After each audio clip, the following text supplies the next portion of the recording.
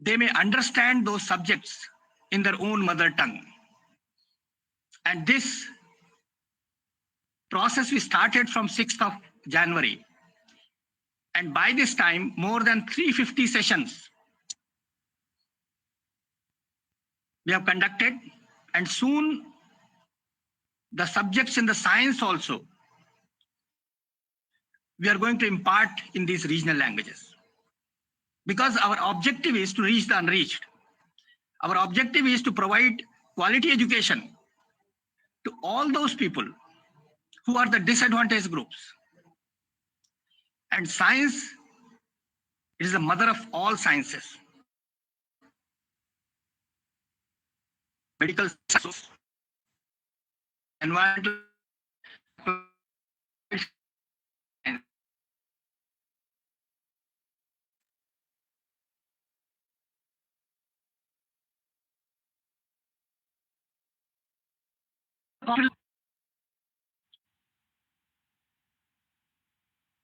it talks about reasoning. It nurtures our mind, left hand side of the brain. We become and rational. Dr. CV is also present over here, who is going to enlighten all of us. And Honorable Minister, his benign presence is a source of inspiration and motivation to all of us. I know that he is very, very busy, but even his presence also, and that too much before we expected, he inaugurated it. Very kind to us. The moment we made a request, he immediately agreed. Great love for distance education, great love for reaching the unreached, great affection and support to those who are getting these higher education at an affordable cost at their doorsteps. And the Indira Gandhi National Open University is world's biggest university, having this sort of mandate, nationally as well as internationally, to provide this quality of education. Honorable Minister, sir, we seek your valuable inputs, words of encouragement, motivation, and your blessings to all of us. We are eagerly want to listen to you. Sir, your presence, it's a station. I humbly pay my respectful regards to you for your benign presence. Thank you very much for your inspiration. Thank you, sir. Inspiring words. It gives us immense pride to convey that today we have amongst us Dr. Subhash Sarkar, Honorable Minister of State, Ministry of Education, Government of India, as the chief guest. Dr. Sarkar did his graduation in science with honors from the University of Burdwan, MBBS from Calcutta University, and is a gynecologist. Sir is known as the poor man's doctor, Garibo ke Masiha, in Bankura, West Bengal. During the course of 28 years of gynecological practice, Dr. Sarkar has successfully overseen the delivery of about 33,000 babies. Dr. Sarkar led many scientific and social seminars. A social worker since youth, he is in the public life for around 5 decades. From 2013 to 2015, he was Vice President BJP West Bengal. 2015 to 2017, General Secretary BJP West Bengal. 2017 onwards, Vice President BJP West Bengal. In May 2019, he was elected to 17th Lok Sabha. In 7th August 2021 onwards, he is serving as the Union Minister of State for Education, Government of India. Dr. Sarkar is associated with different programs of philanthropic and social organizations like Ramakrishna Mission, Bharat Sevashram Sangha, etc.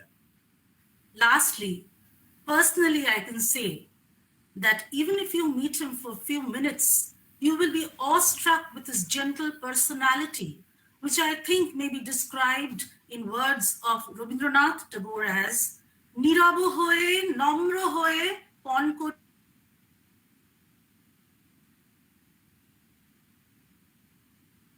নিজেরই দিও কঠিন পরিচয়, be silent, humble, put your life on stake, free yourself from fear, give yourself a strong identity in difficult work. Sir, we are honored to have you as the chief guest of this webinar on National Science Day. Honorable Minister of State, Ministry of Education, Government India, Dr. Subhash Sarkarji, we are looking forward to listen to your address on this occasion. Sir. Big salutes.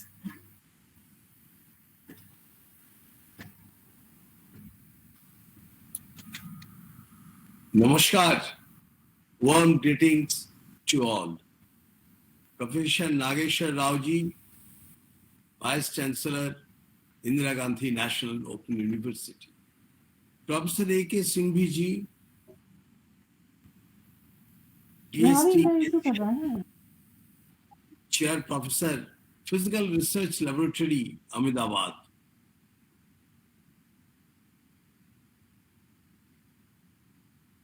School of Science, Director of Schools, heads of various divisions and centers, teachers of the university, and all my dear students. Before I start my speech, my humble submission in correction of my introduction. My date of taking oath is 7th July 2021, and the number of babies born through my hand, that was 33,000 in 2014, and later on it becomes 40,000. Let us start with a Sanskrit sloka. Sarvasho lochanam shastram aneko shangsha chedi paraksharthasho darshakam sarvasho lochana shastram yasha nastandha evasha. It is that science is the only eye. It blurs many doubts, foresees what is not obvious. Science is the eye of everyone, and one who has not got it. Quote our Honorable Prime Minister Sri Narendra Modi ji, who, while delivering a speech at 107th Indian Science Congress in the year 2020, said, the growth story of India depends on its achievements in the science and technology sector. We need to revolutionize the landscape of Indian science, technology, and innovation.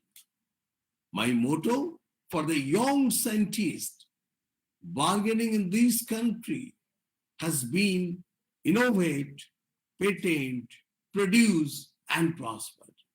He said, these four steps will lead India towards faster development, innovation for the people and by the people in the direction of our new India, he added. My dear friends, it gives me immense happiness to inaugurate the National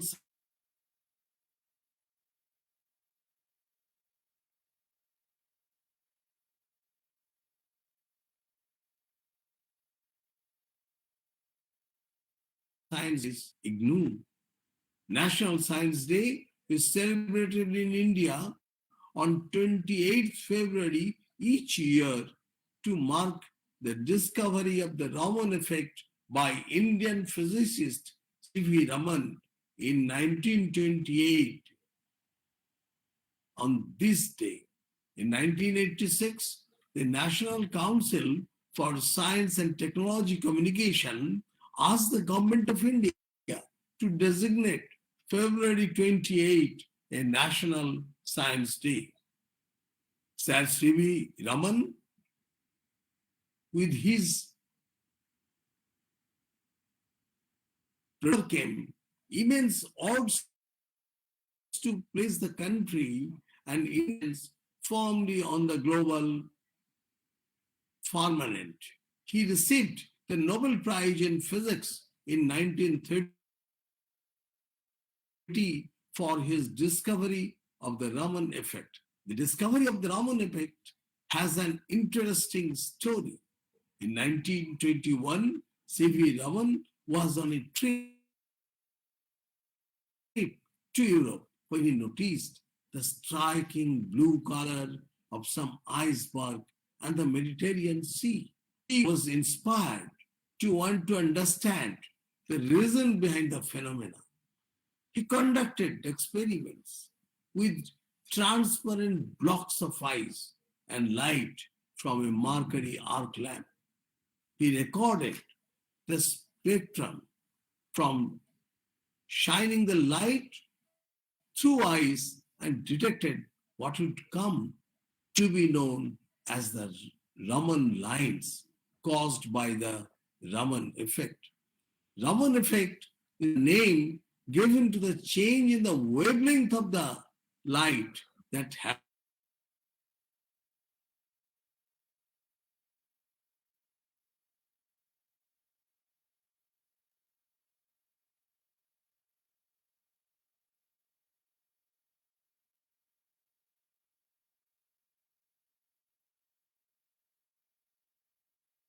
at the Indian Association for the Cultivation of Science, Kolkata. C.V. Raman and his co-workers discovered the Raman effect. They carried out meticulous experiments on several liquids. Raman's biographer and former student A. Joy Raman writes that his equipment cost a total of only rupees 500 at the time. The change in wavelength seen in the Raman effect is also a characteristic of the molecule and can be used to identify the material. His work gave rise to the technique of Raman spectroscopy. Raman spectroscopy is an... Am I audible? Am I audible? Yes, sir. Yes, sir. Yeah, very Yes, much, sir. sir. You are audible, sir.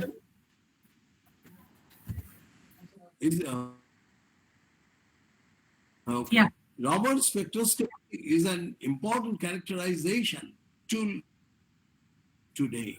It helps us study chemical structures, characterizes materials, identifies molecules, analyze living cells without harming them, identifies pharmaceutical, chemical, and discovers counterfeit drugs, identifies pigments in ancient artifacts like painting, and even to detect diseases such as cancers.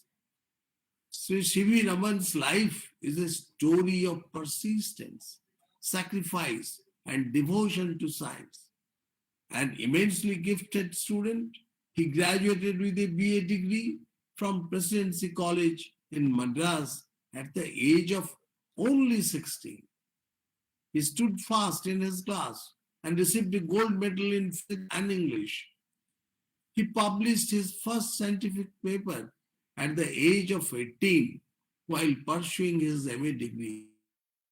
Since scientific career opportunities were rare in those times, he took a job in Kolkata as Assistant Accountant General. Mind it, as Assistant Accountant General. Sri C.V. Raman worked his regular job in the daytime and carried out after-hours research at the Indian Association for the Cultivation of Science. In 1917, he resigned from his lucrative civil service job when Sri Ashutosh Mukherjee, the vice chancellor then, offered him a Palit chair professorship at Calcutta University. In a scientific career spanning over 7 decades, he wrote over 475 research papers, an incredible feat even by today's standards. That he achieved all this with far less than what is common today is even more incredible. His lifelong efforts were directed at propagating the spirit of research and scientific empowerment across the country. Science generates solutions for everyday life and helps us to answer the great mysteries of the universe. It has a specific role as well as a variety of functions for the benefit of our society, creating new knowledges, improving education, and increasing quality of our lives. Science Day is not just about applauding the discovery of the Raman effect, but it is the day that inspires us to think of all the names associated with the science and technology.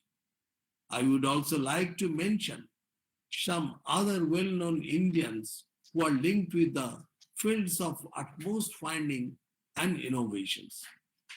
Along with Sir C.V. Raman, one of the most remembered names is Dr.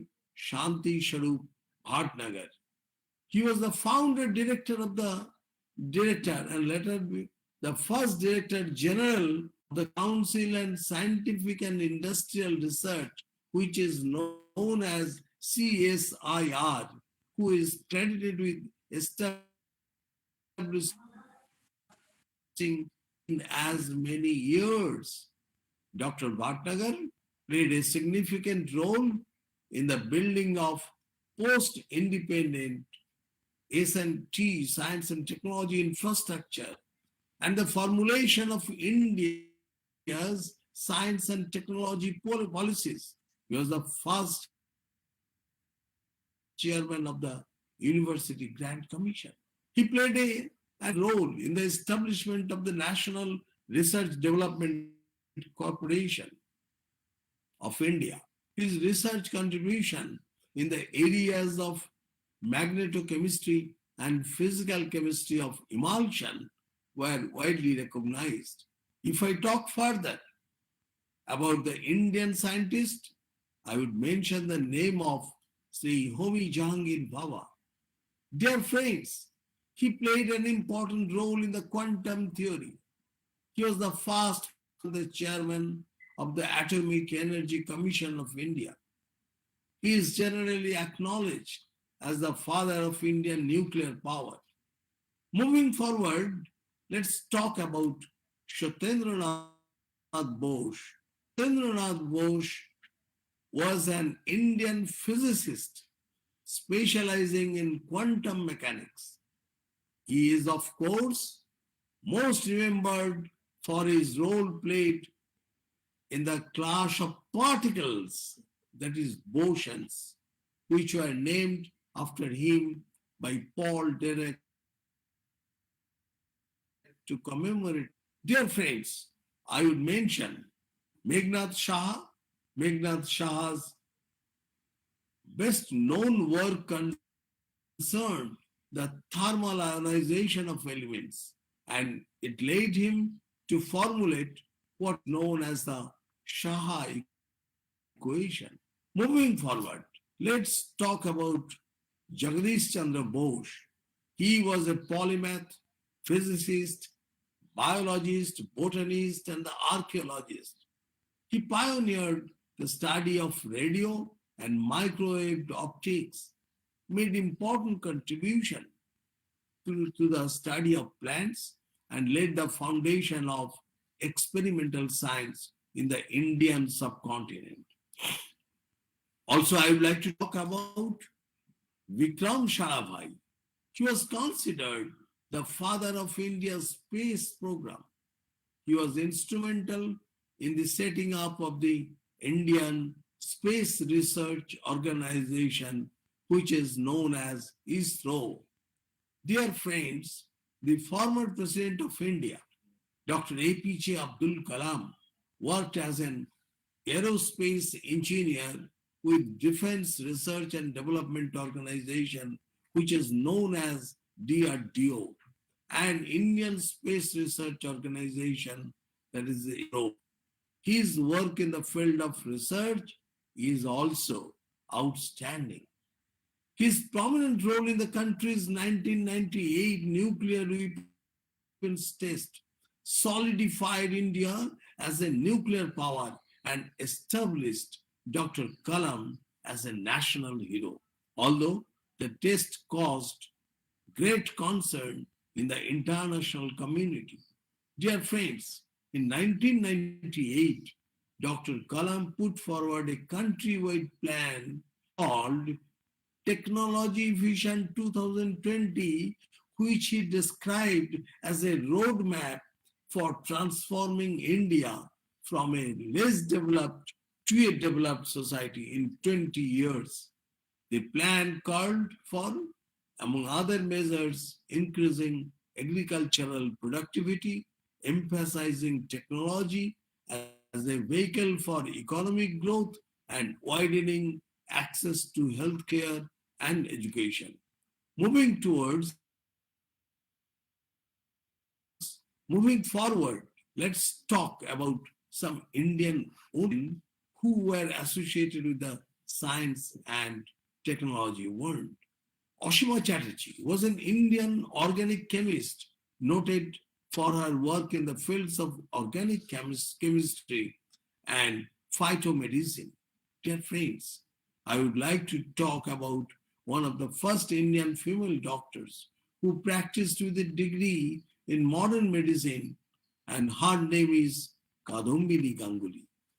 Also, I would like to name Kamal Ranadivhe, was an Indian biomedical researcher known for research on the links between cancers and viruses. She was a founding member of the Indian Women Scientists Association. Our ancient schools and teachers followed comprehensive ways of imparting education and maintained high standards in evaluation. India was known for its world-class institutions such as Nalanda, Vikramshila,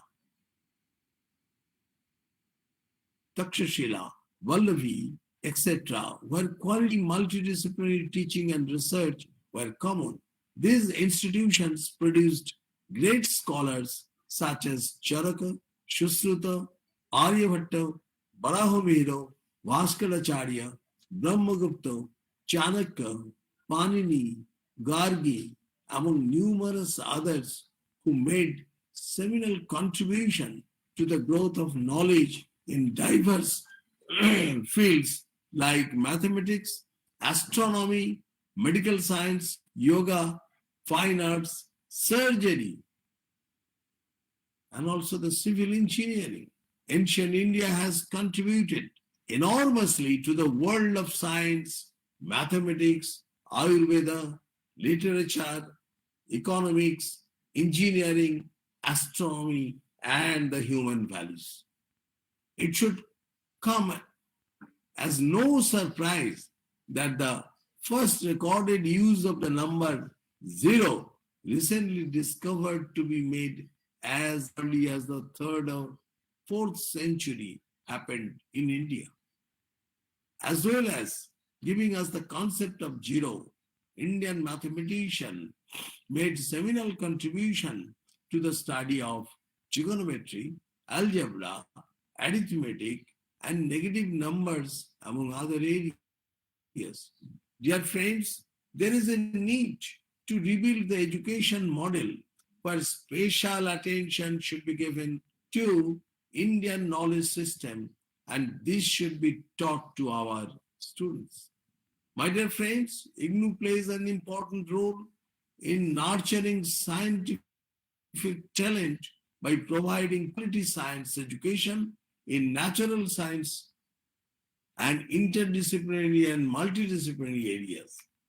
IGNOU has taken education in the doorstep of every Indian household. It has the national responsibility of promoting and setting benchmark for open and distance learning. IGNOU is mandated to make quality education accessible to all cutting across geographical or physical, social, and economical barriers, and also to provide opportunities for lifelong quality education at affordable costs. The university's online portals, that is eGyanKosh, an online repository of study materials, that is a text, audio, video, and web-enabled academic support portal have proved to be the effective in providing academic support services to learners at the click of a mouse. Employability is one of the focuses of our National Education Policy 2020, which recognizes the role of education in providing students with the right skill sets. Dear friends, skill-based courses are an integral part of the CBCS program at the School of Sciences. These courses, when aligned with NEP 2020 framework, will help to ensure inclusive and equitable quality education, which are interdisciplinary, offer multiple entry and exit options. Dear friends, today is the valedictory of a countrywide week-long science festival, that is Vigyan Sarvatra Pujyate, as a part of our government's year-long Azadi Ka Amrit Mahotsav program. 4 themes were identified for the week-long celebration. The first is Annals of Science, which will trace how an individual's contribution helped India to establish a modern science and technology system. The second theme is Milestones of Modern Science and Technology, which will explore key discoveries, innovations, and inventions that made a mark in the global science or India's development story. The third theme is very important, that is a Swadeshi Paramparik invention and innovations, which will highlight inventions or technologies that helped India's goal of reliance, including modern innovations that draw upon the reservoir of the traditional knowledge system. And the fourth theme is Transforming India, which will cover grand science and technology mission, such as Gaganayan and Samudrayan. Today's India is youth-centric and dedicated to the youth. They form more than 65% of the nation's population. This is very good achievement for us. This is a matter of rejoicing, but along with it comes great responsibility. We have to utilize the demographic dividend in a meaningful and productive manner. Dear friends, our government is committed to doing this along with traditional and also conventional education. We have to stress a skill-based curriculum. The government has supported the establishment of new startups, both in the software sector and the manufacturing sector. It has made the process of registration of companies much more easier, and how only one single form needs to be submitted as the integrated document. Dear friends, a frequently asked question is, how do we get skilled labor to power our new business. The government has tried to deal with this problem as well as through the Skill India program run by the National Skill Development Corporation. The Skill India program will provide a skilled workforce to the entrepreneurs and help them to expand their business. We understand that establishing a business might also need foreign investment, and we have to increase the FDI caps across several industries to promote foreign investment. Dear friends, all of you as scientific minds are encouraged to take advantage of all these opportunities to build more ventures in the country. This will also directly promote the Make in India mission of the government. The mantra should we become job creators rather than the job seekers. Dear friends, along with Make in India, we have also received a call from our Honorable Prime Minister Sri Narendra Modi ji to work on the path of Atmanirbhar Bharat.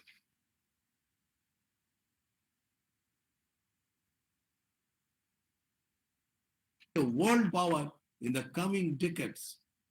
As you may have all noticed, countries across the world are taking steps to ensure that the latest technologies which have been developed by their companies cannot be transferred to other countries. They have done so much bringing about mechanisms to screen purchases of foreign companies and have also tried to make sure that only the final products are exported. This is very important. This is a wake-up call for us, and we need to build the expertise and technology to produce critical products within the country shortly. Dear friends, true Atmanirbharata will be linked to our ability to produce cutting-edge products to meet all our critical needs and ensure that the economy and it can continue to grow unhindered. The benefits of the presence of a strong domestic industry could be seen in the COVID-19 crisis itself, when due to the strong domestic pharmaceutical industry, we could produce large quantities of essential medicinal equipments, not only but could also export trees. Dear friends, we are also among the leading countries in the field of vaccine development and production. And the world is looking forward to our pharmaceutical companies producing vaccines for a large part of the global population. Last but not the least, I would like to share a small excerpt related to Swami Vivekananda. Swamiji was fascinated by the concept of creation given by Nashaditya Shukla. The only one that there was hammered itself to bring out the creation. From these, Swamiji developed the concept of prana and akasha. There is the energy and the matter coming out of the same substance. This is very important now, which our modern science tells, yes, that is the truth. And thus to being one in the day of Loka, that's the electric sphere. Dear friends, the great scientist Nicholas Tesla was fascinated by these ideas of Swamiji in 1986, and it could wait for another 10 years for Einstein to work out independently the equivalence of matter and energy in his new famous equation that is known as E is equal to mc square.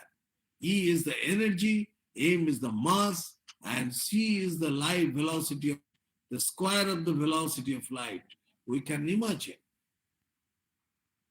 Dear friends, I wish you all the very best towards achieving the highest scientific goals for the country and spreading the fire of nationalism and self-dignity in the minds of every Indian, every youth. Jai Hind, Bharat Mata ki Jai.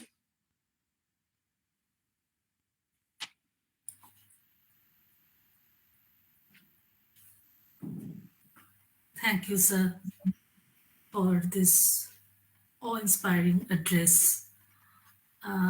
Vice Chancellor, Sir. So it's a great this thing. And Professor I Nageshwar Rao, Director, would like School to of say that Sciences.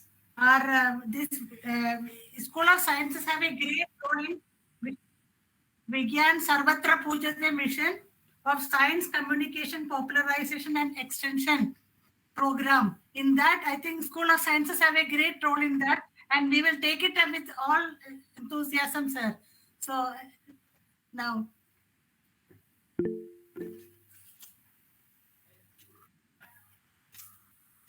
Vice Chancellor, sir.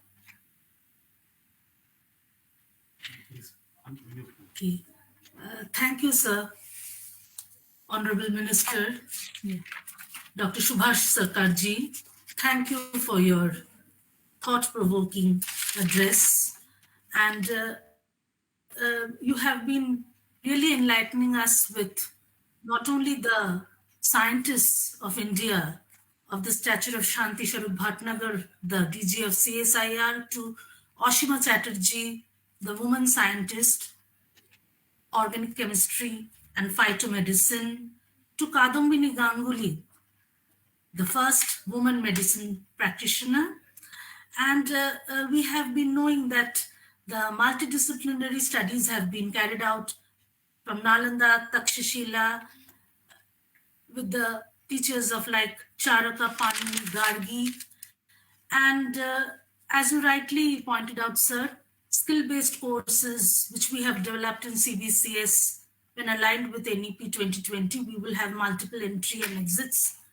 So they will help maybe to help in the Skill India program, which is there, Government of India, for Government of India, and the Swadeshi Paramparik, the milestones of modern science, the innovations, the transforming India, all these points which are there, the valedictory session of Vigyan Sarvatra Pujyate, as you said, and Make in India mission, job creators rather than job seekers. Yes, we have been enlightened with all these programs that the government of India looks forward for Atmanirbhar Bharat. So if there are any more interactions, Madam Director, School of Sciences, you would like to do with our Minister, Honorable Minister? sir,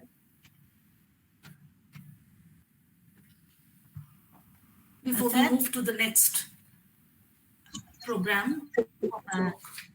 yeah, anything from points to be shared with sir or any?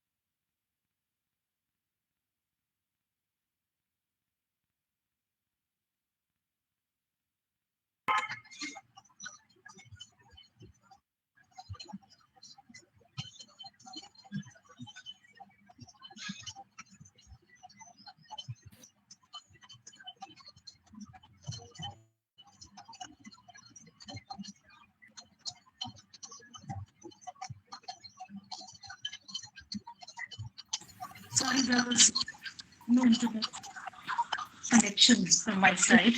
So, can I request?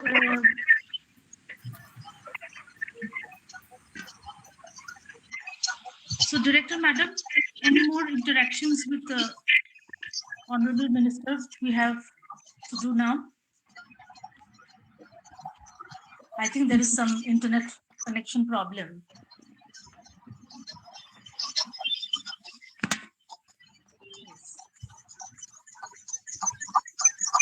If anyone else would like to have an interaction, please, you can put up your hands for interaction with Honorable Minister.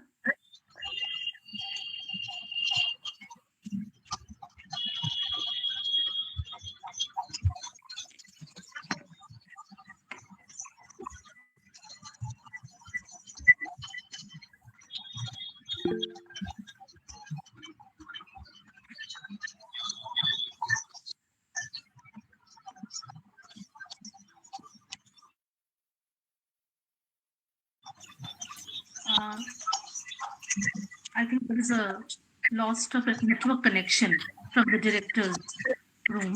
So I think in the entire building we are having network issues.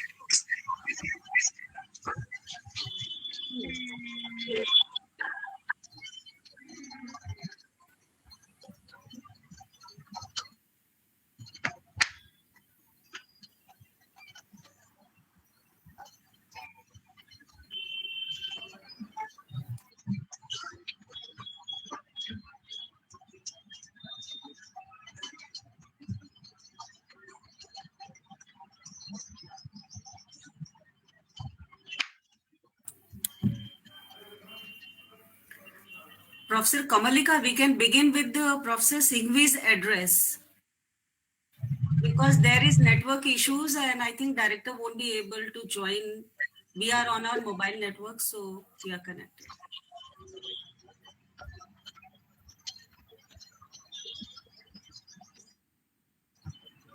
Yeah, that will be better. I think Professor Kamalika, if she has joined. Kamalika madam, your mic is muted. Muted.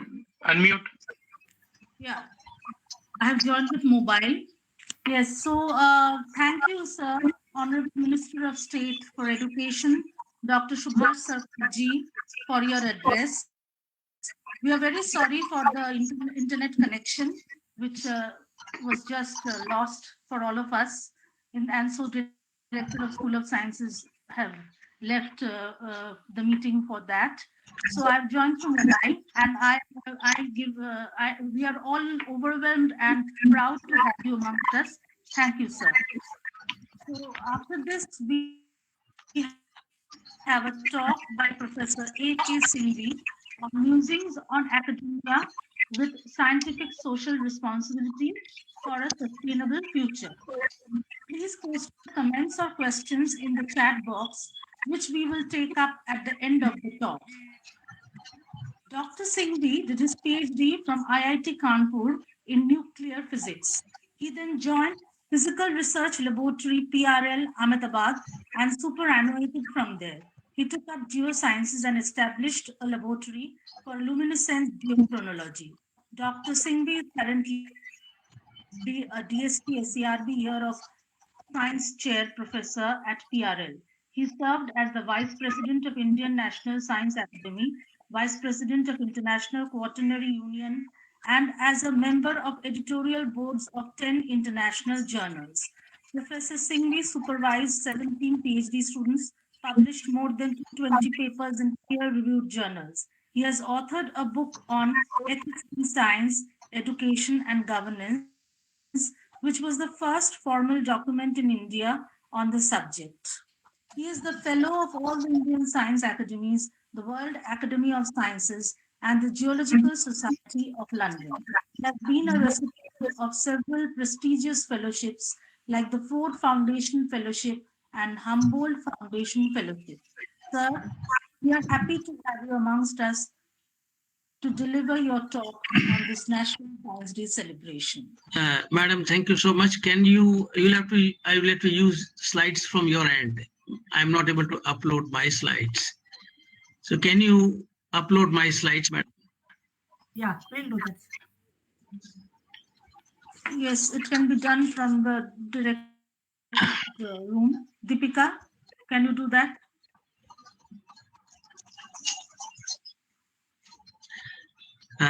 In the meantime, I'll start. Very good morning. Professor Sarkar, Ministry of Education, Minister of Science, State for Ministry of Education. Professor Nageshwar Rao, Professor Verma, Professor Banerjee, Professor Pandey, Professor Bhaskar. My compliments to you on the National Science Day. What a great day to celebrate. As also my compliments to IGNOU for a wonderful track record of educating younger colleagues in India. My wife was one of the beneficiaries of this institution, so I have a special connect with you.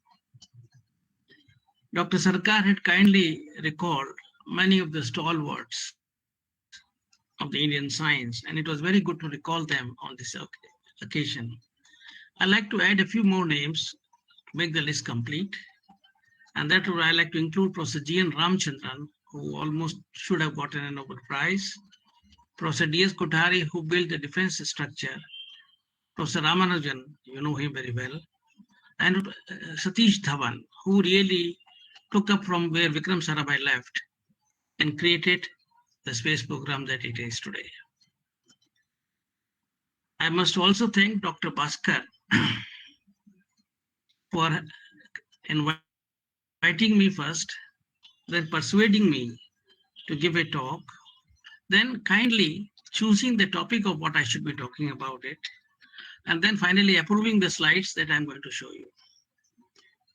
He is an esteemed colleague, and I'm here because I respect his science and his intellectual acumen as a scientist. What you see on the screen today is well, I'm from Gujarat right now, so what you see is Gujarati thali, which you all know is very famous for its varieties. And in the same context, I'd like to present to you some aspects of science, humanity, sustainability, and our responsibility in academics through this talk. I'm not going to talk very complex issues. I'm going to talk very simple issues. So you can sit back and relax. And I will like to tell you some stories on the way so that you understand and my message that I would like to give you. The next slide, please. One of the important things, a new word has been coined in English language is fubbing. Fubbing is when you look at your cell phone when somebody is talking. And I hope and I request you that kindly grant me 45 minutes to be able to listen to my thoughts, and maybe there's something to take home. Next slide, please.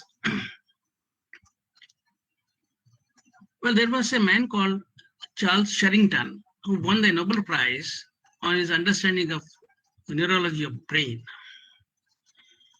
Once he did a very complex operation on a monkey.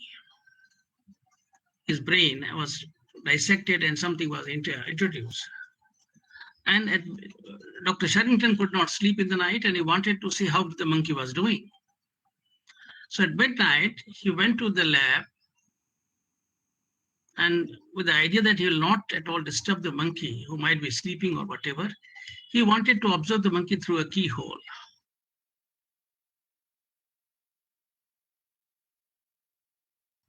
Trying to observe, and he was shocked. So friends, as we observe others and judge them, we usually forget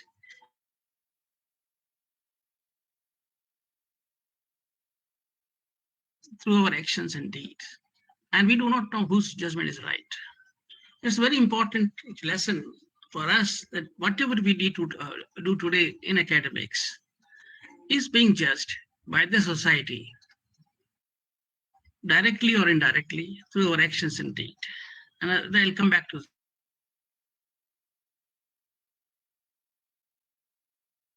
that. There is work on the monkey what did the monkey get except being killed? So we need to be careful about and speak for those who are less fortunate, those who cannot speak for themselves, and take care of them. And ethics, stated simply, is the respect for others' rights. Next slide, please.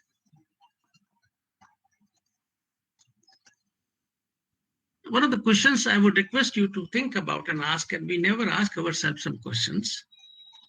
What is it that we want to do with our life? What we think is our role in the society?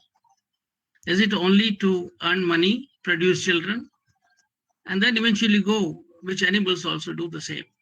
So why we are superior to animals? How have we made the world a better place as an individual? Have we impacted the people, other people in a positive manner? What is one thing that you will be remembered for if you go? Can you identify one thing that the world you think world will remember you for a positive action? How many people you gave hope for their better future? We also need to think about why teaching profession has lost its respect. And lastly, did you ever give yourself space and time to think about yourself in the future? We have become so busy in our lives as teachers, as persons working in the offices or whatever,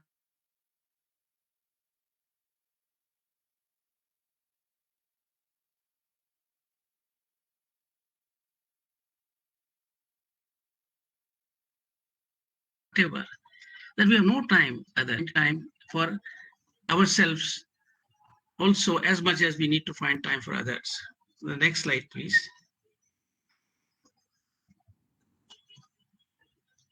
You must have seen this film, The Pale Blue Dot by Carl Sagan. And if you see that white dot in the yellow line in between, the sun line, is the Earth.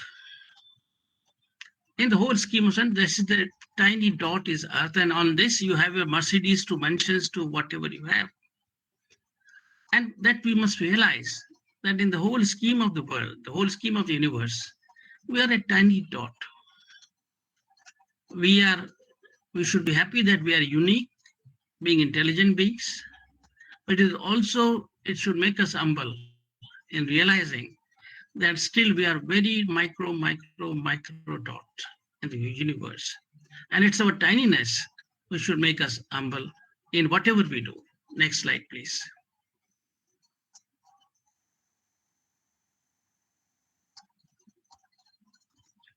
Next slide, please. Yes. Now, if I look at the broader canvas of science and society, we need to be looking at policies and the decision making for future societies. That's what we are supposed to be.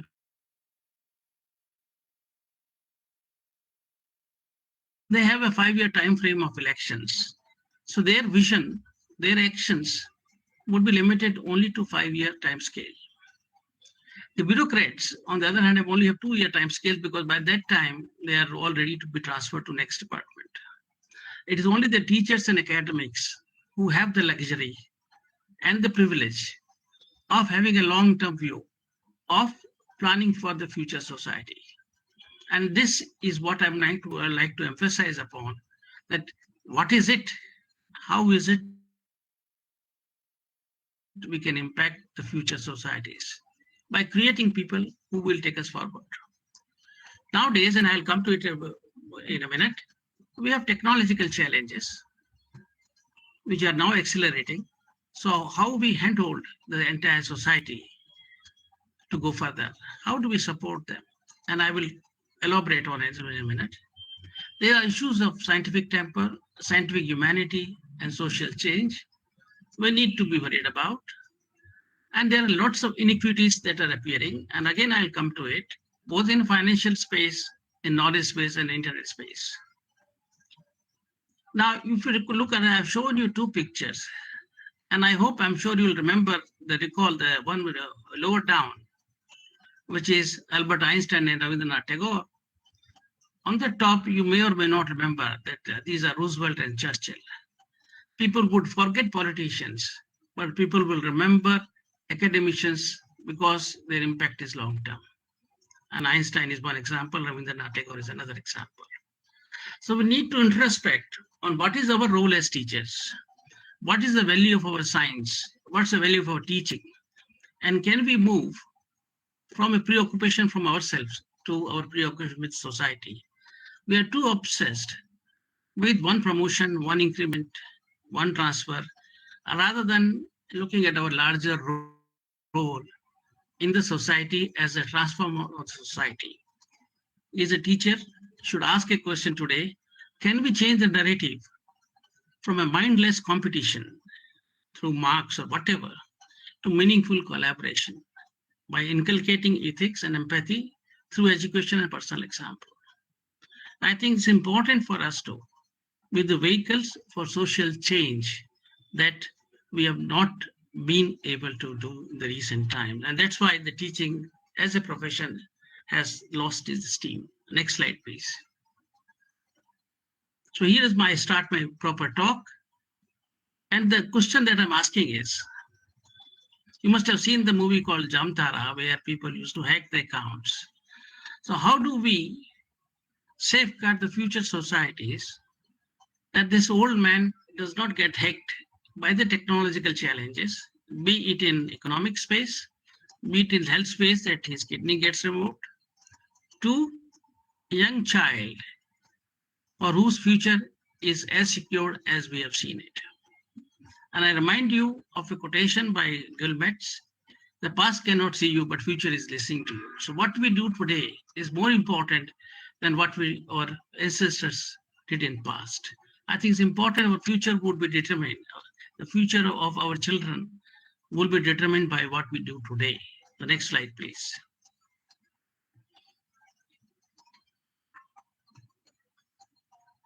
This talk is based on introspection, and I'm essentially introspecting myself. So the questions that I'm asking, I ask myself is a question I'm going to pose to you also. And it's a synthesis of published articles, talks, papers, and my own thoughts in between. And these are my personal thoughts, which I see as writing on the wall. And if you don't see them, I think we are in for great trouble times. Indian science surely has made great strides, but to quote Robert Frost, there are miles to go. And there are many people through whom interaction I've learned. I've listed them, and there are many more. Every day I learn from everybody. So that's how I look at it. Thank you so much. Next slide, please.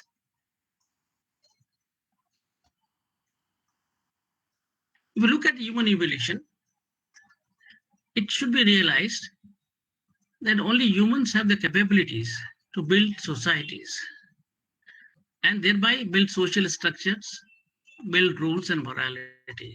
No other animal in the world can do that. We can build large societies, we can build townships, we can build countries, we can build nations, we can build regions, we can talk about global village. We have the capacity to have a mental construct of these structures. And that is what makes us stronger than any other animal that we have it. In the earlier times, when the numbers were less, it was the physical power that man needed to protect himself against animals and against calamities. Then things improved. 10,000 years ago, it was more of how many cattle you had, how many cattle you could domesticate, and how much farmland you had. Then man became greedy. We had the size of army, and the land was important to control the world. And the kings were allowed to marry probably so that they have large number of children for security and for working in the fields. Simple as that. With improvement in technology in the 17th century, 16th century, the quality and the finance for weapons came up. The British came to India and overpowered India because they had superior weapons and guns, which we did not have. Then came a phase of mass production in the late 17th century, 18th century. We had more money for technology, which brought in more wealth. We had more land, labor, and capital was used to increase your control over the world. The last 200 years, technology has been the driving force for more capital, more power, and even science. We are driven by technology and science today. And there are fights going on for control on resources, especially if you know, control on rare earths is a big thing in Africa. There are wars being fought because India and China would need more rare earth material for their cell phones. And niobium is a very rare metal. Now, in the rate of change of technology has increased, automation has come in, and that requires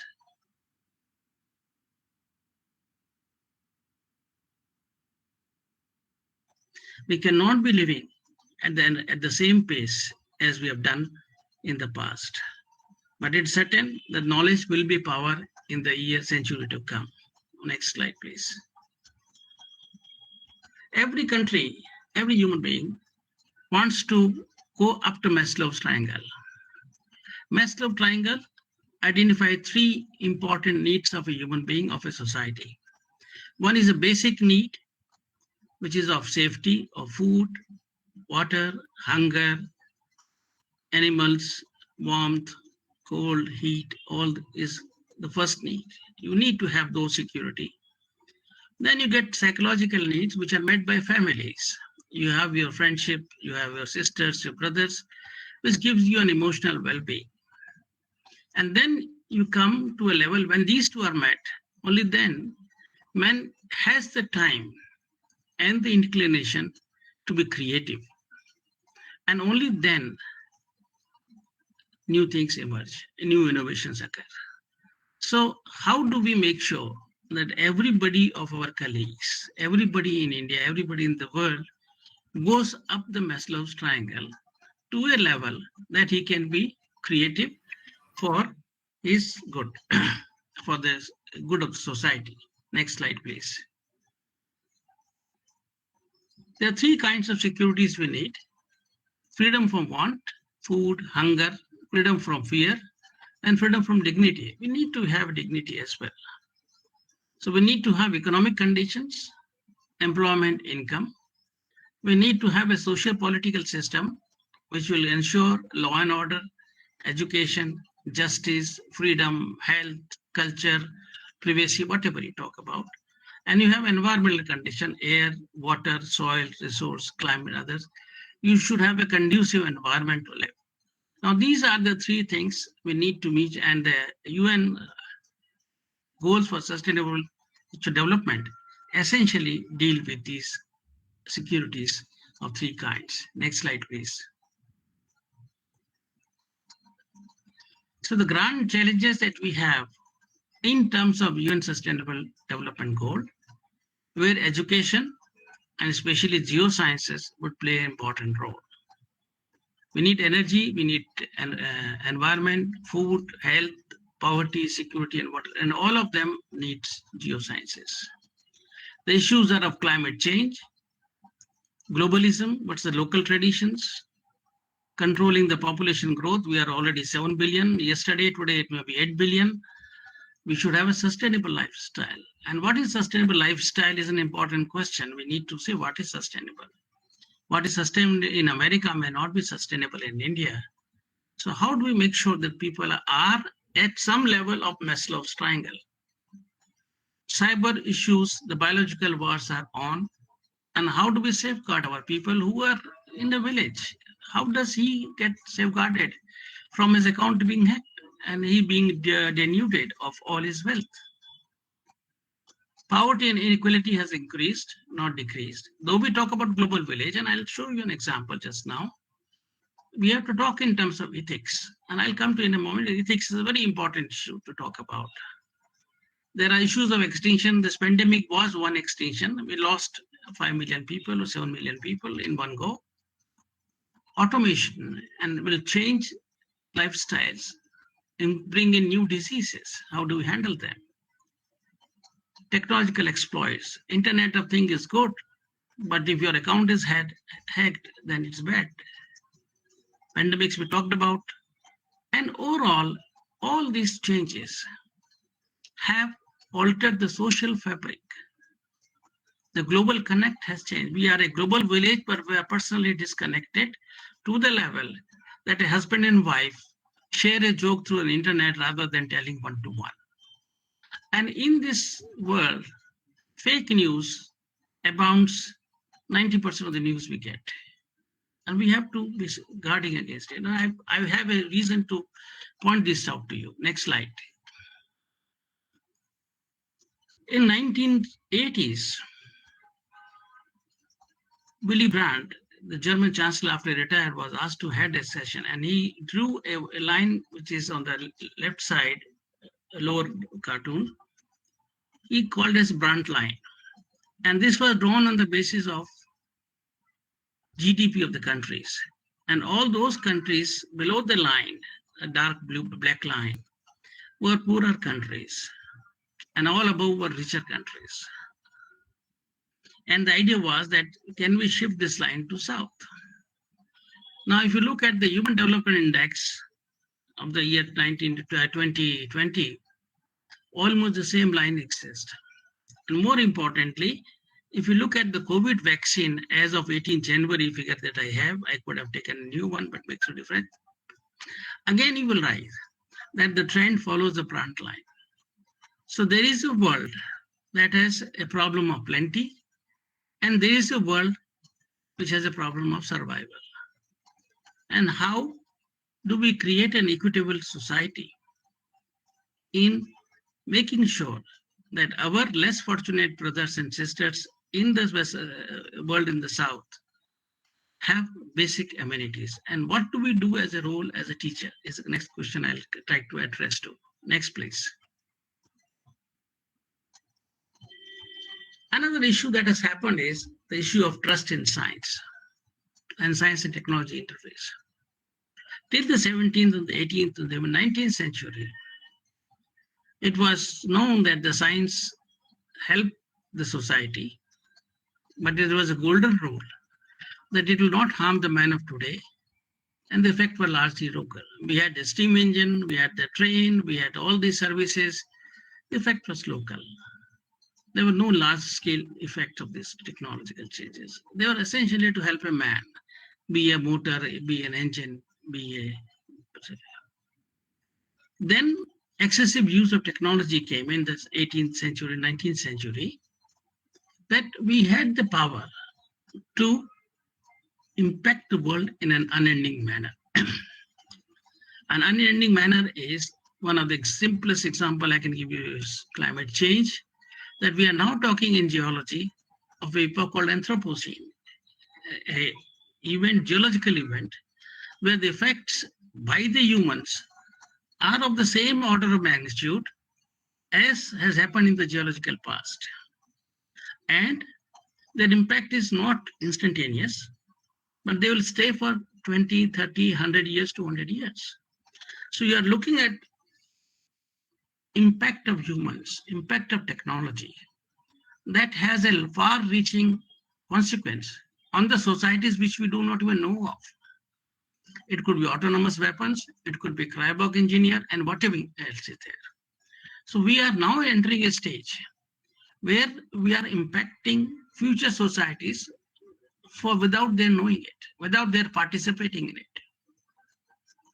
So the magnitude of harm that we are going to do for the future society, it calls for a breadth of vigilance. We have to be careful. We have to be responsible. And it's only the academicians who can assess this change and handhold the societies for its well-being. It's very important that if the trust in science has to be gained, it has to be through academicians, people who do science, people who do teach, people who could communicate science. And it is already mentioned by a man called Quer in 2002 that we need to think of a framework of ethics of men and machines of today, tomorrow, and very far future. If I do a genetic engineering today, I have no clue how that will shape up 100 years in now. It may be that everybody is deformed because of that engineering that I did for curing or something. We have to be very careful, and I think the academicians have to build in these things, these messages in their lectures, to ensure that we prepare our students for the future in a better manner. The next slide, please. I'm reminded, I'll not read this, but I'm reminded of Pandit Nehru's two statements, which he wrote in his book, Discovery of India. And I like the word scientific temper. Essentially, it says the refusal to accept anything without testing and trial, and the reliance on observed fact, and the temper of a free man. Until a man is free from the encumbrances of the Maslow, until the man comes from the top of the Maslow's triangle, he cannot be creative. And scientific humanism is the use of science for welfare and future of mankind in a rational, beneficial manner. Scientific human, and this is what we have to teach to our students. What is scientific temper? What is scientific humanism? And I think it's becoming more relevant than ever before today. Next slide, please. What are the immediate issues that the world faces, India included? Our human living index has gone down. We are essentially looking at redeployment of more than 500 million people. How do we gainfully employ these people? We have to look at the employment in informal versus formal sector. The formal sector is shrinking. The informal sector, how do we find people employable? What are the ways people can be employed? Now, we need to be thinking about solutions of that. I don't think anybody of us in academia has ever been thought about it. Tomorrow, if the Prime Minister calls us and asks us, what is your roadmap for the future of India? In terms of academics, in terms of job creation, I don't think we have a roadmap created. We should be thinking about it. Our scientific output, though the numbers have increased, but its impact is low. Our teaching is suboptimal, you have known that. And our students are quite often unemployable. And I was told by an industrialist in Gujarat, he came to me to meet me as the president of the Gujarat Science Academy and tell me that I should do something that our students become employable and that the local students could be hired by companies which are on high-end technology. And he said it's one reason that Gujarat is not attracting high-end technological industries. Instrumentation is another problem, and we are slaves in the technological space. Today, if China says we'll not supply you computers, Japan says we'll not supply you computers, what do? All our economics, all our railways, all our finance, all our defense collapses. All our R&D, all our instruments, all are based on computers built in China and Japan. How do we do that? Do we have a roadmap? Can we do something else? Our leadership base in the younger generation is low. And you may recall that there was a time the whole country knew who was the director of BARC. Today, we don't know it. I think we need to be careful about it. Our visibility of science and scientists has to increase. How do we prepare a rational society? It's a question we need to be addressing every day, asking your tea room should be full of these debates where we ask, how do we do that? How do we change the society? Another question is, who should fund basic science? Right now, we depend only on the government. But that cannot go on. And I can see signatures of government wanting industry or philanthropy to come in, but it's not happening. An important question that we need to solve, is there an ecosystem for excellence? Would an Abhijit Banerjee earn a Nobel Prize if in India?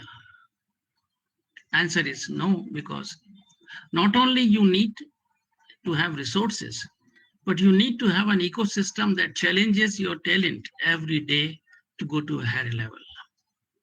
And are we as academia able to achieve those is a question we need to respect. Next slide, please. There's a great debate going on the focus of what is should be the focus of scientific research. Is it basic versus applied? Should be light bearing, where you don't expect the fruits today, but in 100 years' time? Or a fruit bearing that is applied science, I'll get a product tomorrow. And I believe that a judicious balance has to be maintained. And as much as we have to service the basic sciences, we have to service applied, but more to the basic, because there where the seeds of future technologies will be grown. Second question we need to address is, does the science link to society only by technology? Only because I have technology, I know about science, or there is something more to it? I think there's much more to science in a way of thinking, way of analyzing, way of the whole scientific process of hypothesis, testing, reasons, arguments is to be inculcated. There's a trust deficit right now. You must have seen that in pandemic, there's a vaccine hesitancy.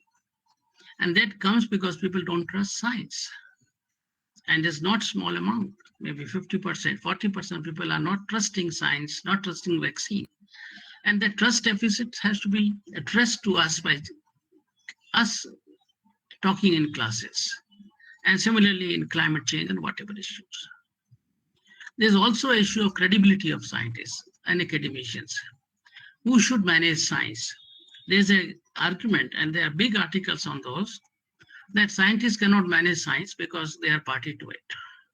So there is a conflict of interest. So there should be a bureaucrat or a businessman to manage science. Now, will that be a fair statement? Similarly, an academician. Who should be a vice chancellor should be a question to be asked. Should be an academician, should be a businessman, should be an IAS officer, who should? And what will happen if an outsider, non-professional manages science or education? We need to think about it. These are happening, we see these happening, and we need to articulate our thoughts on these issues. What is the future of jobs? And I will come to in a minute. That future of jobs will be a question which world will find very hard to answer, India included. Then I've talked about the new technology, new ethics. I've talked about, do we have the data for national growth?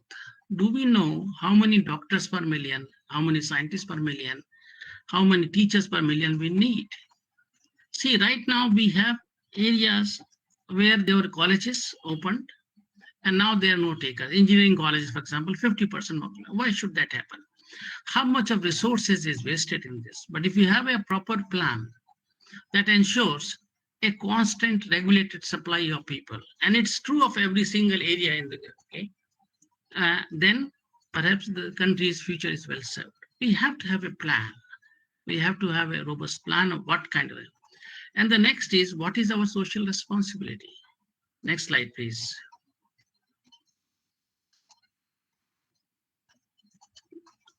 Next. Hello.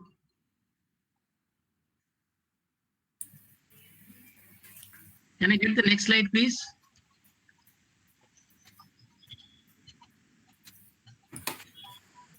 Hello? Deepika? No, Shubhalakshmi is doing that. I think again the connection has gone there.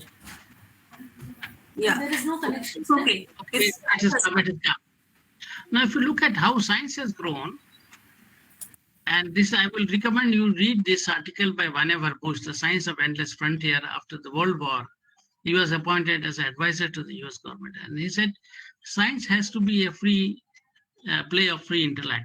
Leave the people free and they will play with it. We don't ask questions, but one day you will find that they'll bring new things to you. And that has happened very well in America. American system has thrived and survived because of research and new innovations that came out of research.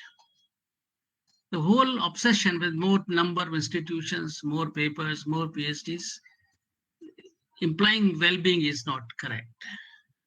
What we need is quality. In the ancient times, scientists were essentially, science essentially enabled the spirit of freedom, creativity, dignity, gave some relief from pain through medicines, gave comforts, and imparted training into humility. One of the important things science does is, it essentially tells us that how much is we do not understand. More you learn, you realize how less you know. So I think that's a training in humility. That is a most important lesson you get in science. And in the past, till recently, till the 90s, till the scientists were taken as the decoders or interpreters of natures through the language of mathematics. If you could write an equation, why a fan works and why a galaxy moves around, that's all mathematics. And once you write mathematics, there are no ifs and buts. These are exact equations, gives you exact answers. Next slide, please.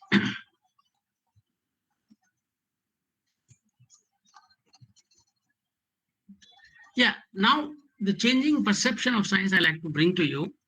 If you look at George Washington's address in 1789, he said, there is nothing which can better deserve your patronage than the promotion of science and culture. That was a president's address. The next was in 1969, 200 years later. Fermilab has nothing to do directly with defending your country, except to make it worth defending. That the Fermilab is so precious to the American country, America, that it's worth defending it.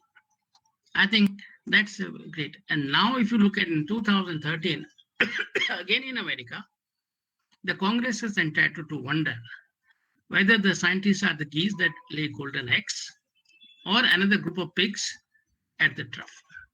The whole narrative of science, the whole value system for science has changed. And I will recommend you to read those two books. These slides will be available to you to read these books, and you realize the kind of impact the science has had and the kind of thoughts people have now.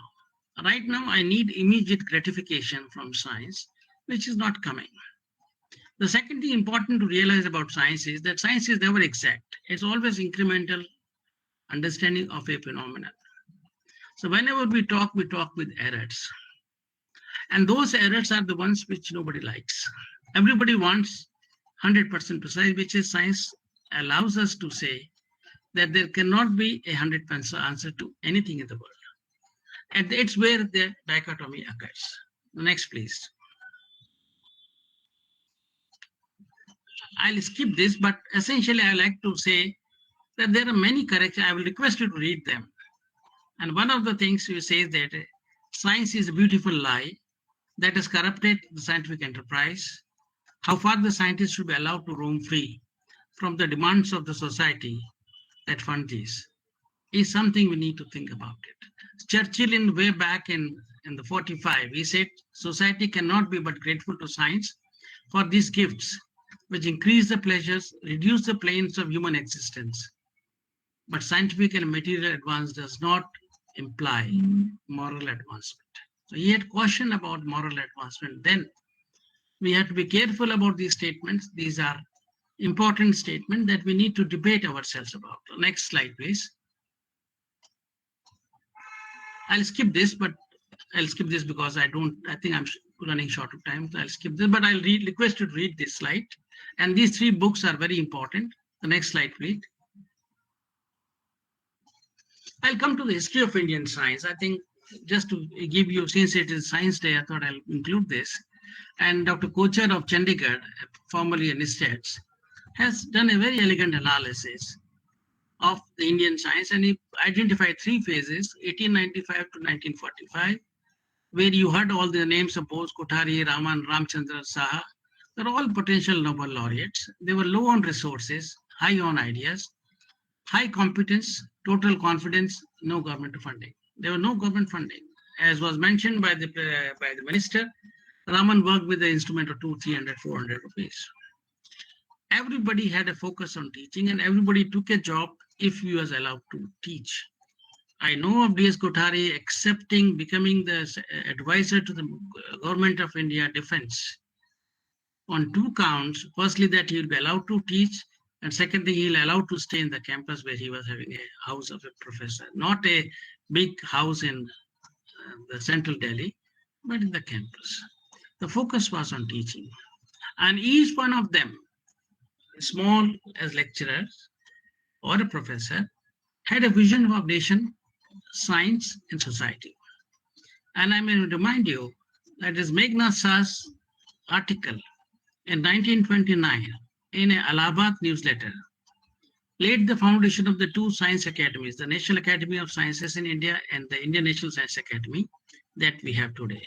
A young man of 29 having a vision of how science should interface.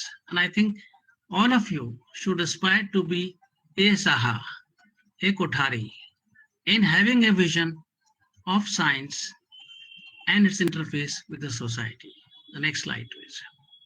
Then came the international phase. We became independent, and we thought with the intellectual capital that we have, we will be next to America in terms of scientific acumen. We built Tata Institute, CSIR, DAE, ISRO, National Labs were built in a big manner. CSIR was another one which really was the key to our vaccine success now. It took 45 years for CSIR to be there to help us when we needed vaccine. So investment in the 40s and 50s paid off in the 2020. We hope to be the next to US, but never happened. We were industrializing, we were building industries, but it was hoping that become global. Somewhere we lost the plot. Teaching was still a plus. A first ranker of a university will always get a job of a lecturer. He was happy about it. Science was still for scientific curiosity. No questions were asked if we took the money. We had the luxury of free play for free interact. The next phase, 1995 onwards, was when it became globalization. There, the whole thing changed. We were essentially, our economy became dominated by IT and service sector. Economy boomed, but can a nation survive on a service sector? If somebody does not want your services tomorrow, your economy goes bust. You cannot survive on a service sector. And that was a misplaced priority that we gave to instant riches through a service sector. But consequently, what happened was the science was no longer an attractive career option. Teaching was not attractive, and thereby manpower base went down, leadership crisis happened, and there were increasing political interferences that happened. Funding was reasonable for us in science, but we were not using the resources optimally. There were no synergies. Everybody wanted his lab, and that was a mistake that we did. We were happy to carry fashionable global science, the global change science or global consortium of some kind, because the ease of funding. I don't have to justify the science for this funding. But any global program of this kind is only for data creations, not for a conceptual development. Very rarely this happens. And that's why we had a comfort of increasing publications, but a discomfort of losing out on a conceptual space. Science was therefore a data-driven science. And even now, most of the science that we have is data-driven. I have a machine, I'll produce some data, write something. And my building a lab was essentially an ownership instrument that I can buy through a grant. मेरे पास माँ है, that culture came, मेरे पास एक instrument है, वो culture आ गया. But I have built something new, was lost. And that was a negative thing that happened. We had so much money that we could outright buy technology, but no scientific innovations have ever occurred. And mark my words, no scientific ever occurred from commercial instruments. Commercial instruments have to be tweaked to a higher level of performance to test out a rare idea. And that's where we lost out. We had a large number of data. We had a large number of publications. Our publications are increasing, but our impact is decreasing because we are essentially creating data sets, nothing more. We also forgot that the society will increasingly expect more from science. We need to give solutions for hazards, solutions for floods, solutions for earthquakes, solutions for whatever, health in real time. Were we prepared? No. We forgot to assess the value of our science. Everybody says, I have so many papers, but nobody evaluates what is the value of my science, how much I have created a dent in the intellectual space. And I think that's where we have lost out. We have too many awards and rewards, that everybody is after one award to the other. I mean, I am also beneficiary of awards, but I find this all futile because at the end of the day, what really satisfies you is the real worth of science that one does, the real worth of the students you produce. That is your satisfaction. And the last is, are we using our resources optimally? Yes or no, we will have to think about it. Next slide, please. The areas of concern we have right now is the rate of change of internet, IT, AI, ML, IoT, are accelerating. Every day is new technology. The future of jobs, if you go to the next slide, you'll find there's all these jobs of healthcare, insurance, architect, journalists, financial services, teachers, human resources. They will go in next 10 years' time. All will be automated. And all will, the jobs will be high-end technology jobs, big data analysis, blockchain, virtual. So where will these people go? I think the teaching also will have to think about where will the teachers go? Where the financial services people will go, we do not know. The next slide, please. Secure jobs will not be there. You will be hired only for a particular skill-based job, and that's it. So every single job would be a skill-based, time-bound, 1 day, 10 days, 20 days, 50 days job. And that will require that you have skills, communication, punctuality, perfection, and preparation for your jobs. So our students will have to be trained in these skills now that they are agile enough to keep on reinventing themselves in terms of their skills and perfection to do that. Next slide, please. So education has a problem that our minds are hackable now. A chota sa message on internet, on a WhatsApp, can raise fire in the society. Whether it is right or not, we don't think. We react first and think later. And that's very serious problem. The second thing that has happened and brought to fore is a pandemic is that every country has two countries in them. One, which earlier it was wealthy and non-wealthy. Now it is our internet haves and internet have-nots.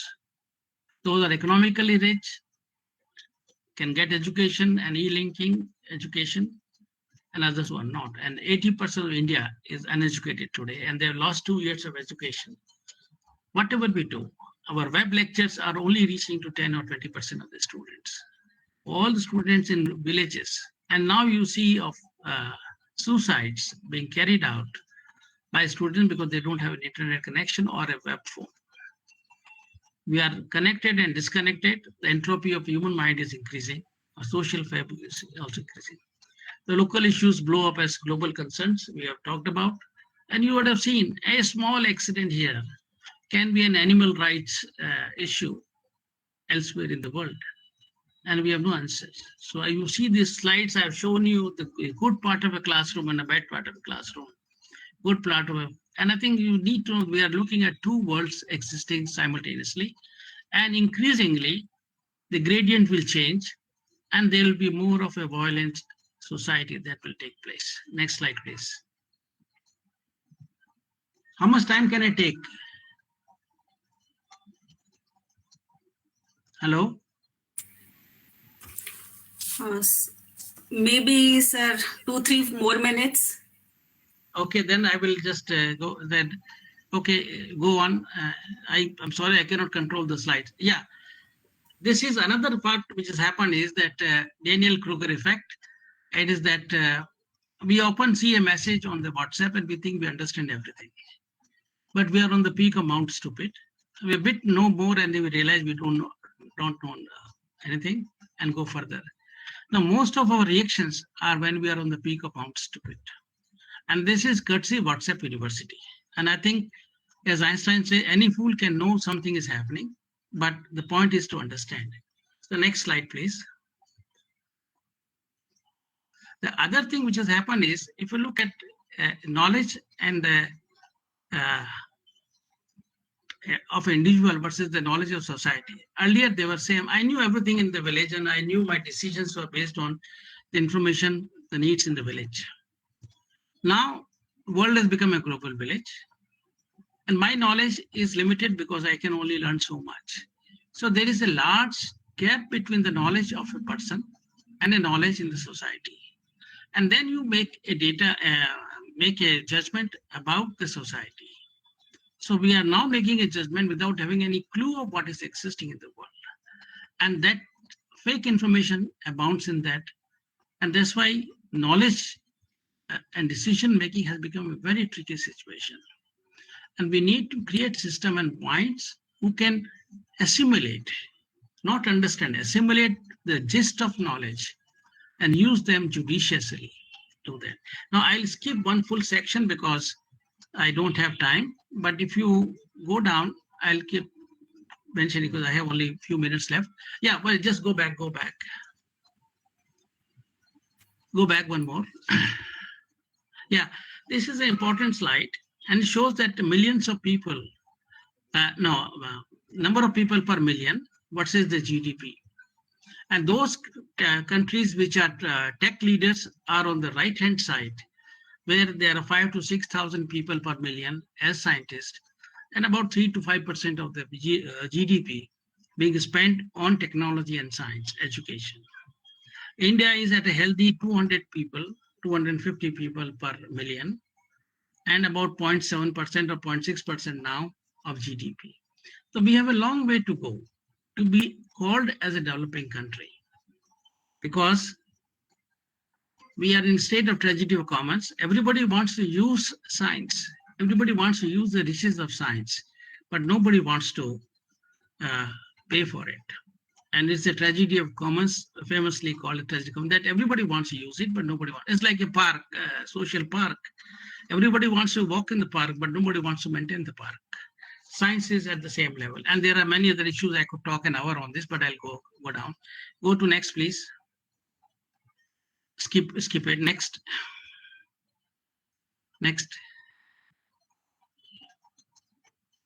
Remember that Time magazine and the Indian magazines have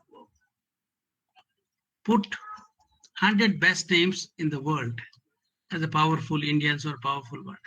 Not one educationist, not one scientist is in them. And that speaks about... There is a network issue again, I think.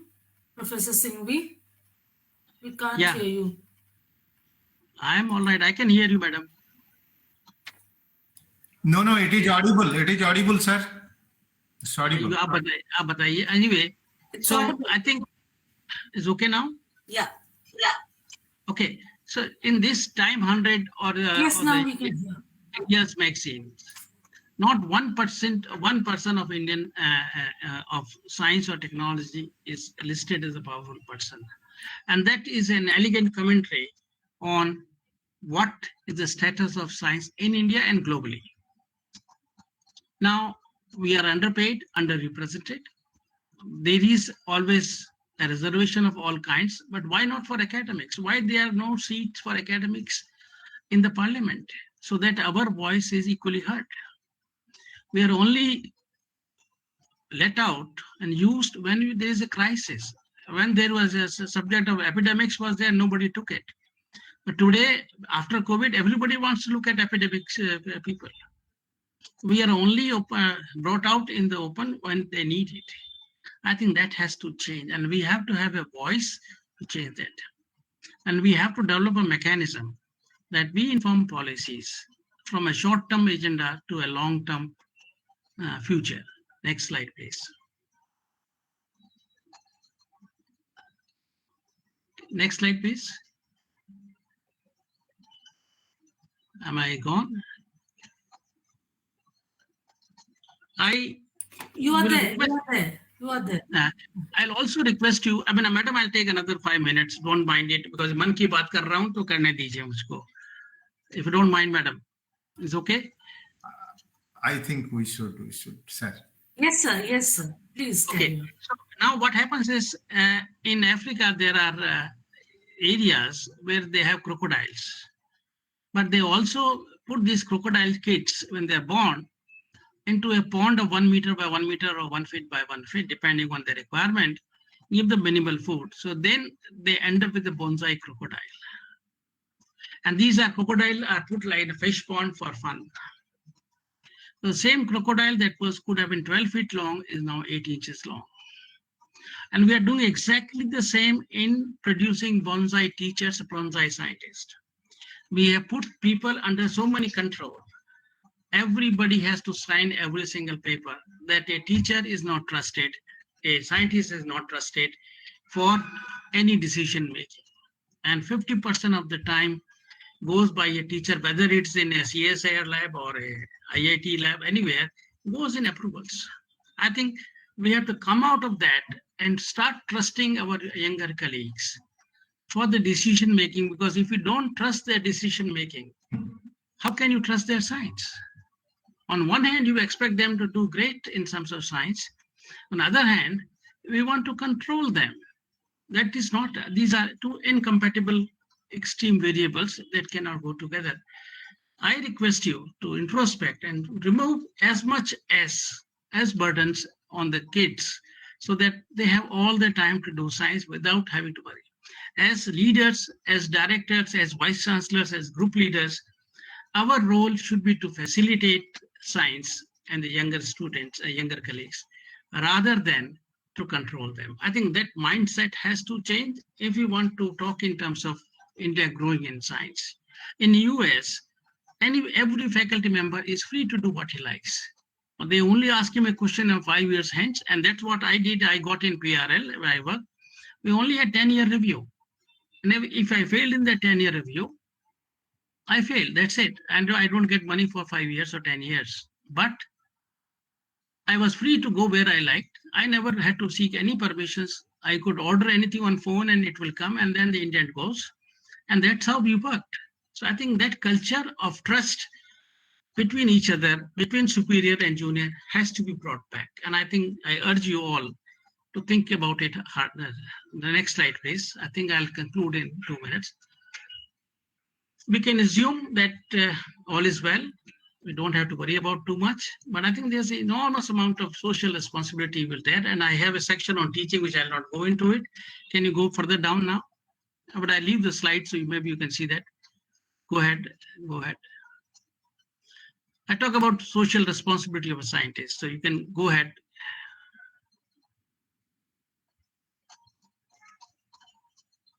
Please move on.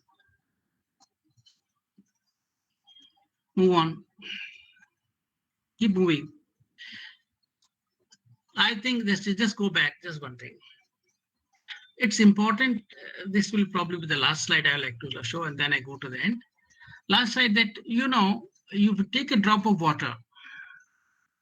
It could be you, could be your student, could be anybody. If that drop stays on the leaf, it can shine like a pearl. If you leave it there, it will evaporate into thin air and you will never know it existed. If it goes in the ocean, it's a part of the ocean, you will never know it existed. Now it is for us to find up our leaves where we can shine like a pearl, or help our colleagues to find a leaf and it shines like a pearl, or be lost in the wilderness. It's our choice. And I think we need to be careful in how we mentor our students in creating their career choices. I have lots of slides, but I'll skip those now. I'm sorry I'm late.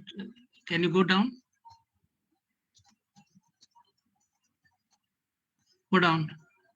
Go down. Go down. Go down. Yes. Please go. Go. But go back to the second. I'll have one more. Go back with the Namaste slide. Go down. Yes. Go back one. Yes. I think we always do Namaste, but we have never understood the meaning of Namaste. Namaste is that I respect the spirit in you. I respect your status in the society as much as I respect mine. I honor your rights. The science teaches you the laws that govern the world. And if you ever drive on the wrong side of the road, you are no longer a scientist, you are no longer a teacher. And I think that science, faith, that culture, that you are a scientist 24/7, implies that you follow all the norms of life. Be on the road, be in the house, be as you would expect others to follow. If you take a shortcut, be sure, tell yourself you are no longer a scientist, no longer an academician. Come down to the, I think that's very important part which we just don't take into account, that everything that we do today, everything in the day, is a part of our character. And we cannot be a split personality that between 9 to 5, I'm an academician and then I'm what I am. No, that doesn't work. Next slide, please. Go further. Go further. Go down, please. Go down. Go down. Yes.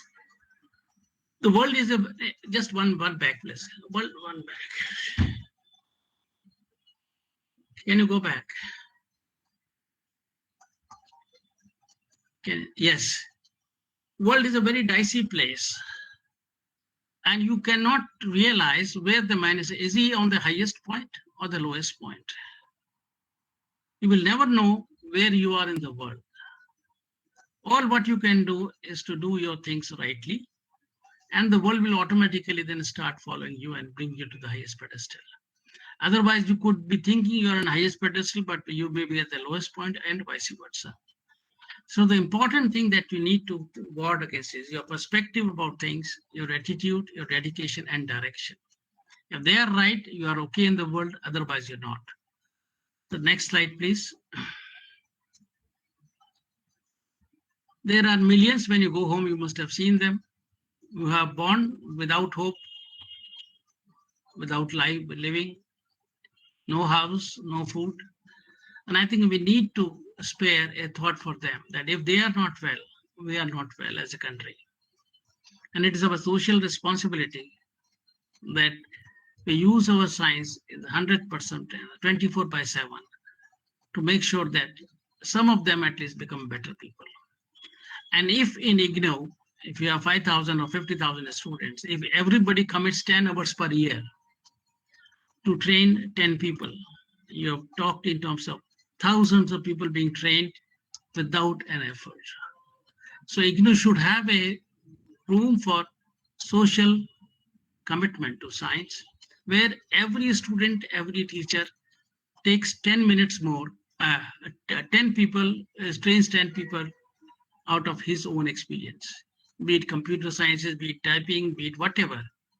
I think the world will be a different place. Thank you so much. And I thank you for the honor you have given me. I'm sorry I exceeded my time, but I thought I'll share some of my thoughts. Thank you so much.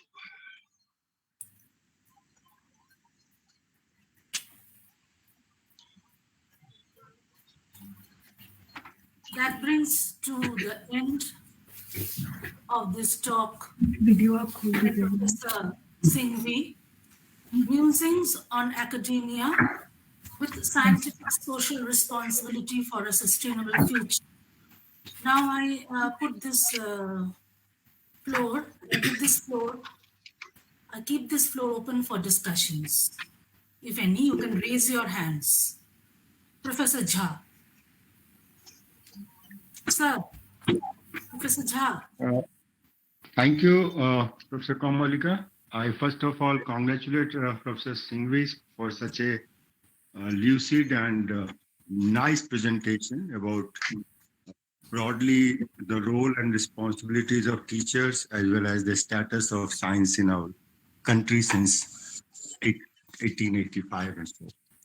Thank you very much, sir, for such a nice presentation. And first of all, I would like to request you to give us the privilege of looking at all your slides, which due to paucity of time, you could not elaborate upon. Whatever you could share was really very illuminating and interesting. I have requested all the slides to share with everybody. I have the copy. I will share. Secondly, sir, I would like your comments on 2 points, which I was listening to. First is about Mosley's triangle. You talked about the basic needs and then ultimately the self-actualization needs of every human being, right? So I was just wondering that our country is, we can say almost all countries divided into, the population can be divided into certain at first level and some number, very small number at the top level. That is very acute problem in our country, so to say.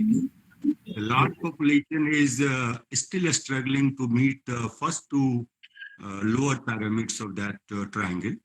So in such a situation, it becomes very difficult to prioritize what should be prioritized. And you very rightly said, your own experience of PRL, that you are free to do whatever you want to do for 10 years and it will be reviewed. And you can contrast it with the situation in other institutions where every day, every morning, evening, teachers are busy signing this form and that form. Ultimately, which all says that they are again saying again and again that I am honest. So this contradictory situation you have very rightly highlighted. So that is one point I would like you to comment on. Second is about the science and politics. You very rightly said that, see, whatever the achievements of science are, but how it is to be used, it starts from the use of atom bomb and quantum theory. And right now, with the pandemic situation has become very grave, where the decision of using the fruits of science, I personally feel that scientists have no say in that. When it is a political decision about the direction in which science should work and how its fruits will be used for the global society, humankind, if that is a political decision, then what a scientist should do? And it applies to pandemic, it applies to vaccine, it applies to climate change, it applies to nuclear submarine and whatnot. So You sir, are- to cut my points short, on these 2 points, I would like your comments. You asked wonderful questions, and thank you for asking because I could not spend more time on them. First is the question of signing forms. We must know what is our basic objective. Our basic objective is to teach and empower his teacher to work well. And if I don't trust my teacher in his daily conduct, I better not have him as teacher. You cannot control a human being. If I'm sincere, I will be sincere irrespective whether you check me or not. If I'm insincere, I'll find a way to do it. I think 99% of the Indian people are honest. I believe so, though India is known to be corrupt, but I believe people are good. And if you give them a sense of trust, some people will misuse it. So don't worry. Keep strong penal offense, but let others be free of the income headache of this kind of thing. I think I have seen people struggling to get tour programs approved. What for? Why should a director spend all his time approving a tour program? Or why should a director approve a certain instrument? Because the person who wants it knows more than anybody else does it. I think we need to have that respect and trust on our colleagues. And it starts from top to the bottom. You trust your junior, he trusts his junior, he trusts the lab assistant, he trusts the peon. That sense of trust has to come in our system. We have lost that. I think that's very important. And the trust will come, and I must tell you, the trust will come when you share the excitement of science. And everybody is assured that he will get due credit for his contributions. The trust will come. I think somewhere we have missed that out. I think everybody is a good Thank you, person. Assured that he'll get automatically trust. I think that is number one. Now, the role of academicians in policies you talked about.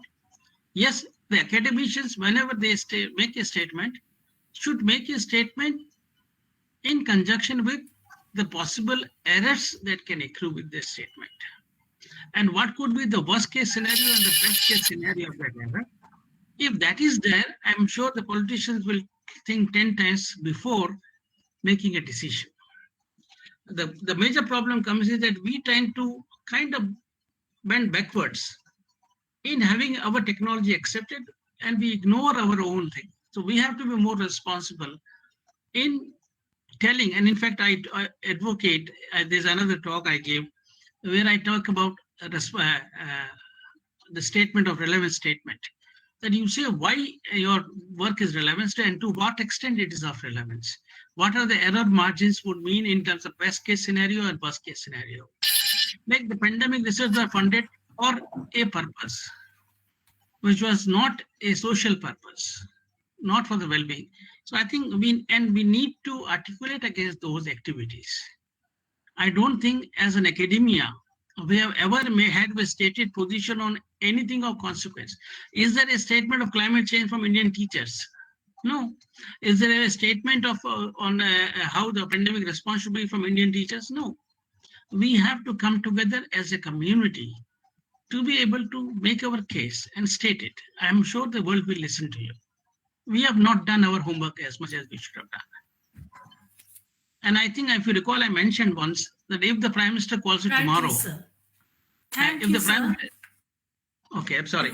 Inspiring lecture, sir.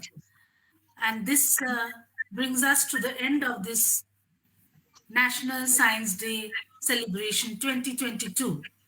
May I now request Dr. Monisha Pandey to deliver the formal vote of thanks now.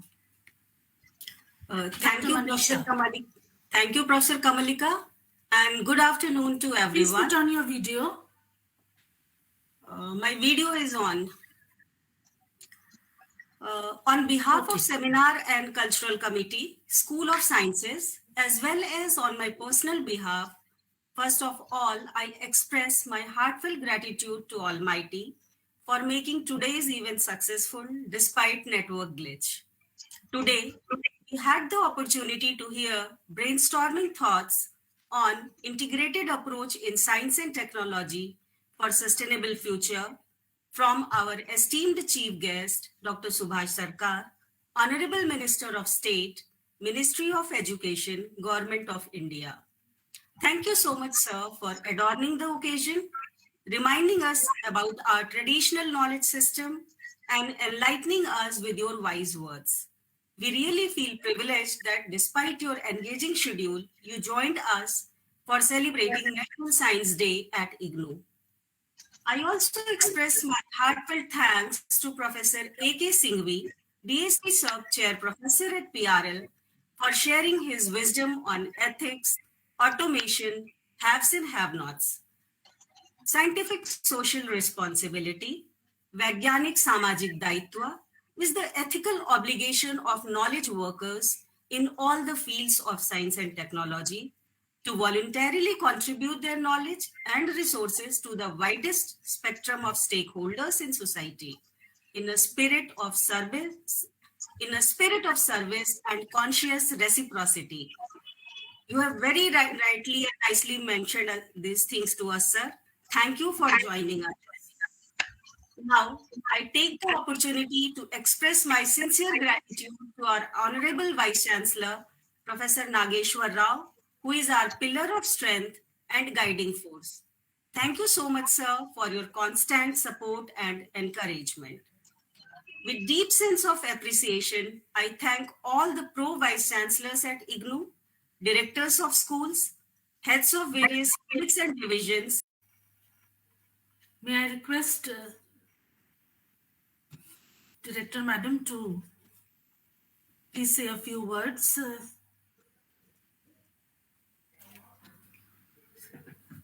Sir, Honorable Minister, sir, we are very delighted to see you, sir, throughout our Yes, he was functions, there and in we are the very thanks session grateful also. to you. May I now request the Honorable Minister to share some of his comments, if any, sir?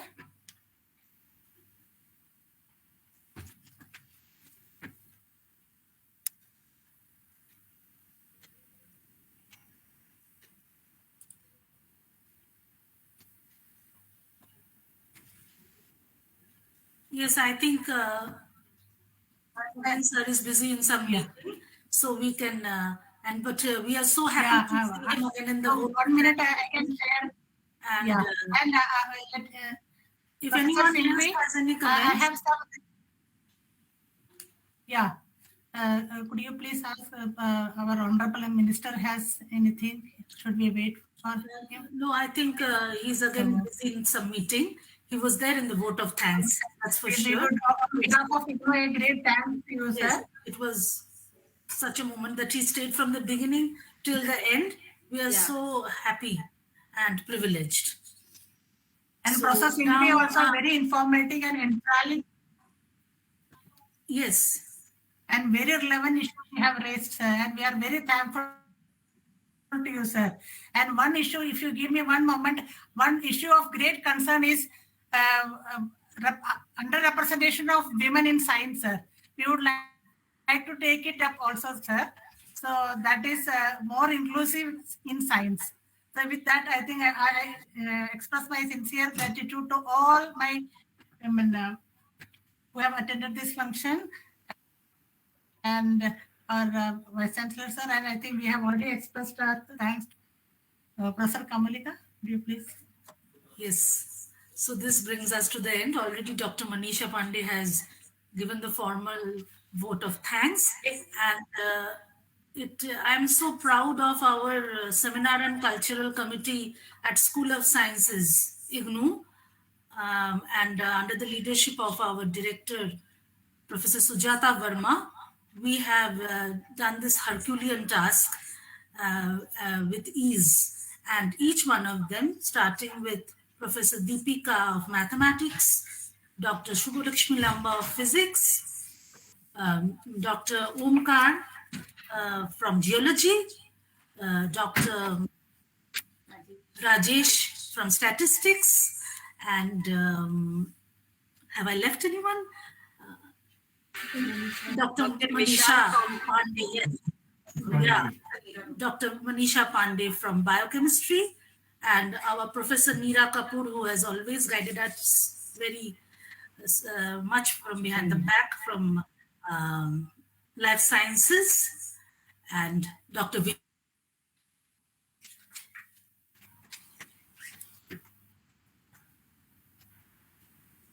Proud of the team. Yeah, a good day and greetings on National Science Day.